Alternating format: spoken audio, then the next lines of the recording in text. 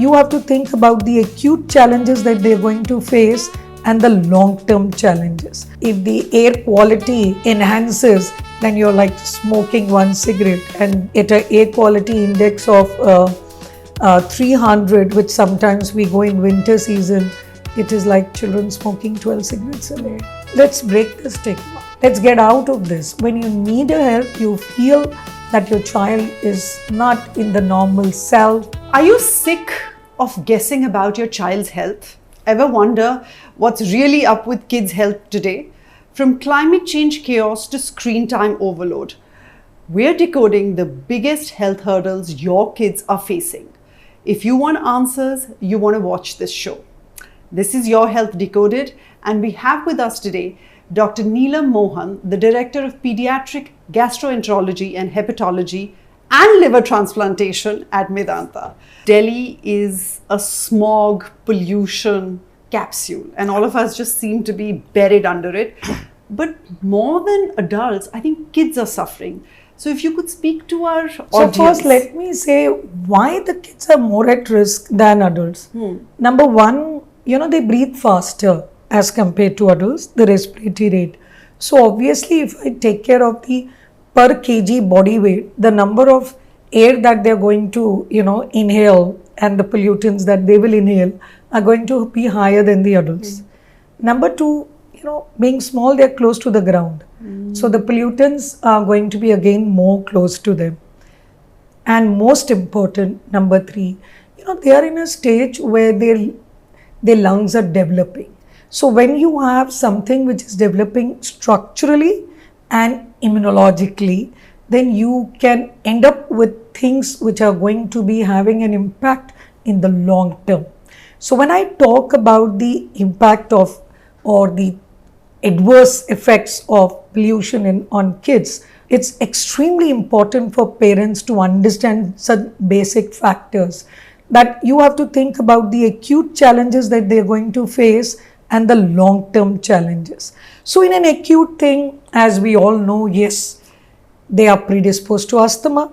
And if you already have an asthma, then you will be having more exacerbation of asthma.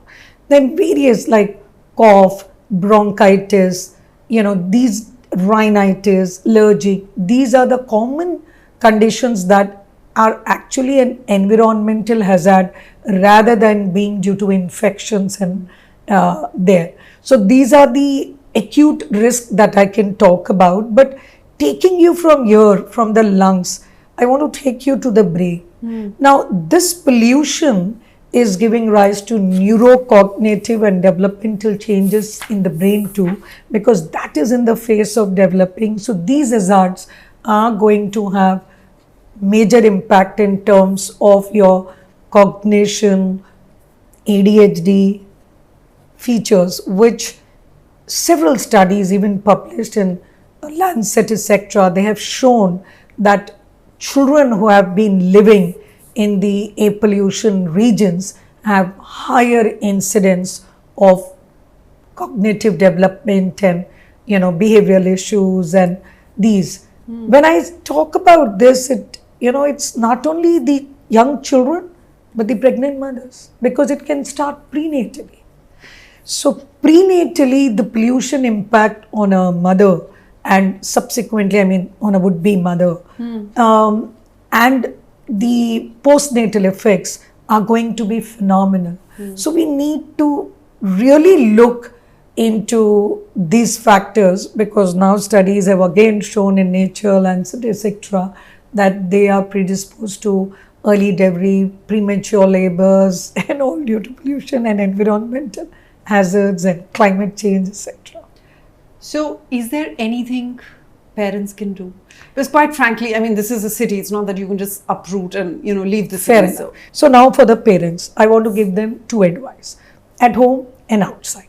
So at home, those who can afford, yes, I think using the, the filters that people have been talking about is probably not too much of a myth or a hype. You're seeing evidence, so it's like protecting yourself internally within home. And also comes to using, like this agarbatti, candles, whatever for fashion, I'm not sure. But we need to really think about those, and a big no to smoking at home. Big no for those who are smoking, because if you have children at home, it is very irresponsible, because already they say that if the air quality enhances, then you're like smoking one cigarette, and at an air quality index of 300, which sometimes we go in winter season, it is like children smoking 12 cigarettes a day. So already they are there, and upon that you have this passive. So I would say no to all this. And then in kitchens at home, I mean, I would give advice about, their exhaust fans and cooking, and having ventilation is extremely important. Sometimes I want to say, is it time for you to allow your child outside to play? Maybe early morning is a safer time, and then probably using mask at the time where you think your child is already at a high risk, I mean to say has got some asthma or allergy like tendencies. So for those parents, I think it's not a bad idea to use a mask for those children. Should we all generally just use a mask? Well, the truth, if I say, would be yes, but then it becomes very difficult to live in a COVID-like scenario perpetually. But we did use it in COVID time, yes. And there are certain healthcare people who are very healthcare savvy.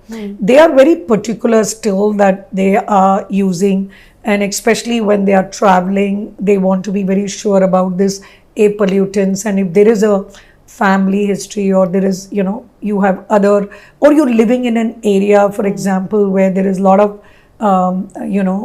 industries, and that you are there and you don't have. So these small little prevention tips are useful, Manika, rather than just thinking, can I do it? But then it becomes useful in those times, those things, because they say one step at a time you have climbed Mount Everest. In fact, we are almost at a phase of epigenetics, means how the entire society, the impact which this environment pollution is going to have on epigenetics in the generations to come, with the exposure during pregnancy and subsequently in young children, that how they are going to be predisposed towards the chronic illnesses, cardiovascular and lung disease, is a matter of grave concern by environmental people who say. And that reminds me, is even both at home and outside, we can plant trees. But moving on, one of the other big concerns that parents have nowadays with children is anxiety. That somehow children are more anxious, they are sort of more stressed, and whether it's because of, the screen time or social media. Now that could be one factor. What else is there, and how else can parents deal with this anxiety of children and stress of children? So one is digital, the digital stress, and we should discuss that separately, how the digital stress is going to have an impact. I'll talk about that later. Then stress, you said, as the competition. Third is the environmental hazard. Now, even that has been shown to have an impact on your behavioral skills. And the fourth is the pollutants, which I don't mean in air. I mean, say, in water, in pesticides, what you're eating today. Everybody is not able to eat organic. So how are you washing your like saag or patedar sabji? It's like how you're washing it. I mean, let me give you a tip on that itself, that whenever you have vegetables and fruits where you think it's not covered, like a pomegranate or like you want to eat grapes, so these are the things you should definitely use, either a baking soda, which 1 tablespoon to a liter. So that will remove your pesticides. Keep it for 12-15 minutes and then rinse it in water. Or if you want to use vinegar, which is like the 5% vinegar, 5% vinegar is 1:3 ratio.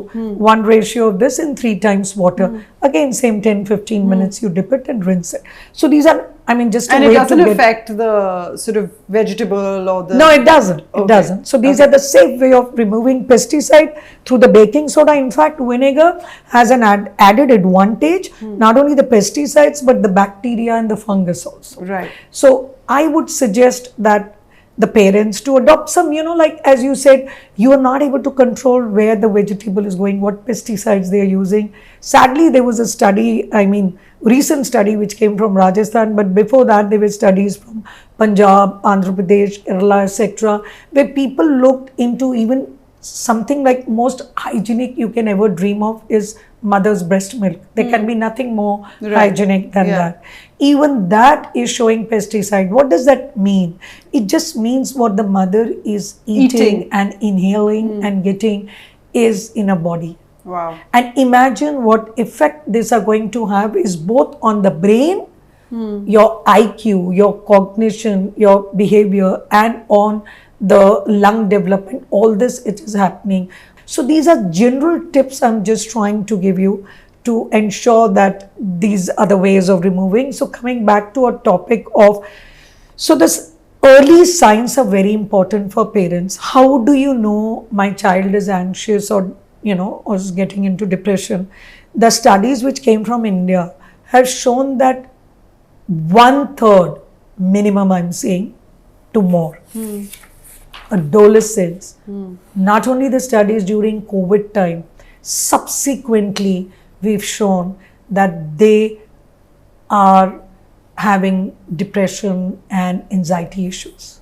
So this is something which we need to talk to the parents. What is it that you're really looking for? They should identify the early signs, like if you think the child is within himself or herself, not wanting to meet others or opening up or having some erratic behavior, mood swings, these could be early signs of anxiety, depression.